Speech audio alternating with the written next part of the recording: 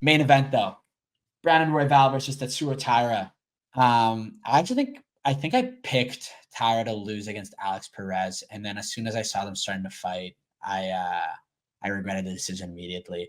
And I don't think I can do the same this fight. It's tough because Brandon Royval is obviously extremely experienced. He's coming off of a win to Brandon Moreno, who's extremely respectable. But I think Taira is the more complete fighter. I think I think Royval gets a bit of the advantage when it comes to striking, but I do think Taira can strike. He's got 5 knockouts, 7 submissions in his 16 wins, so he does pretty well. I think he's the significantly better fighter when it comes to being on the ground. So just based on that, I think he's just his more completeness, I think, makes him the favorite to win, in my opinion, even though he hasn't fought matchups like Royval has.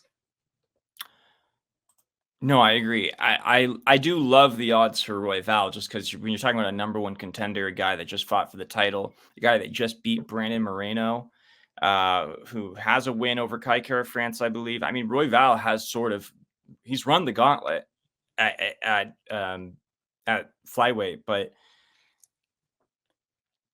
this one's tough to call. I'm not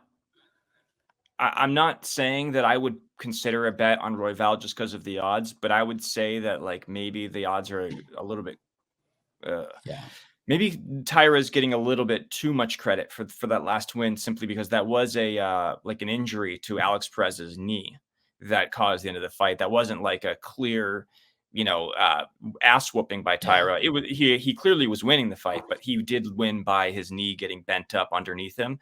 So we didn't get, I guess what I'm saying is there wasn't a lot of closure with the way that fight ended.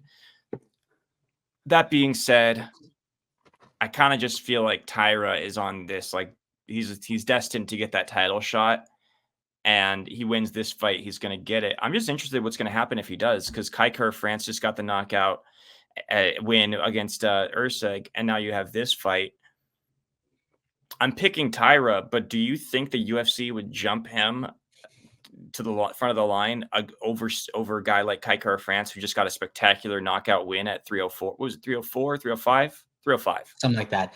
If Tatsuro Taira beats Brandon Royval, there is no doubt he gets the shot at the flyweight championship. I think Kai Kara France needs to work his way back up a little bit because he was on a bit of a losing streak, I think, or something like that. And then he got that comeback win. I forget exactly where he's at with things.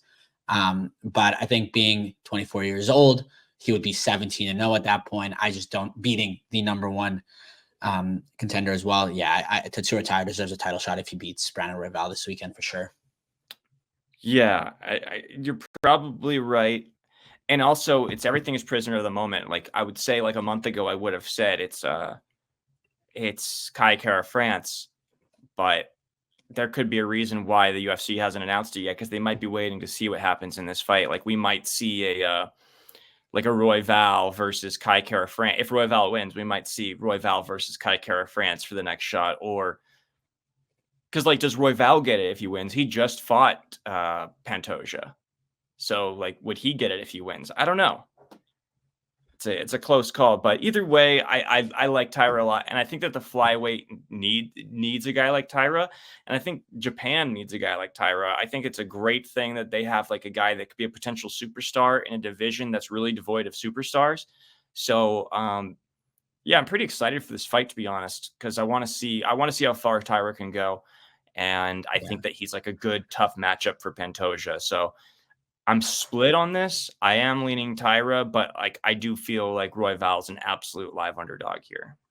I agree. The flyweight division is actually a lot more interesting than people think, because so Kai Kara France was on a 2-fight losing streak, and then he beat Steve Urseg.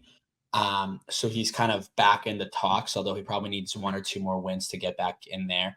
But then you have this fight. So if Tatsuro Taira wins, most people will be on the same page that he deserves to kind of move ahead.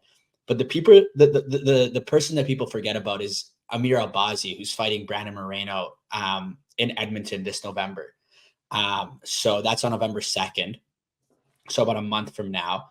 And Amir Albazi, he's also on a winning streak here, and arguably more impressive than Tatsuro Taira's winning streak. He's beaten Figueiredo. He's beaten Kaikara France. If he beats Brandon Moreno, his resume is better than Tatsuro Taira's, in my opinion.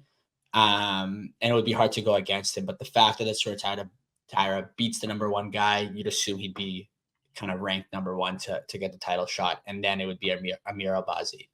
Yeah. So I guess like my only counter to that would be is we just actually interviewed Royval. Mike Owens interviewed Royval, and he was talking about Taira and why this fight made more sense than a fight against Amir Albazi. And I think that he actually made a good point. I mean, in the last fight that Albazi had before he got injured, because I think that fight with Moreno was a reschedule. So yeah, because he got injured, it was a very controversial split decision where a lot of people felt like Kaikara France actually won the fight. I agree with that. I watched it live. I thought Kai won. It was close. I could see it going both ways, but I did think Kai eked it out.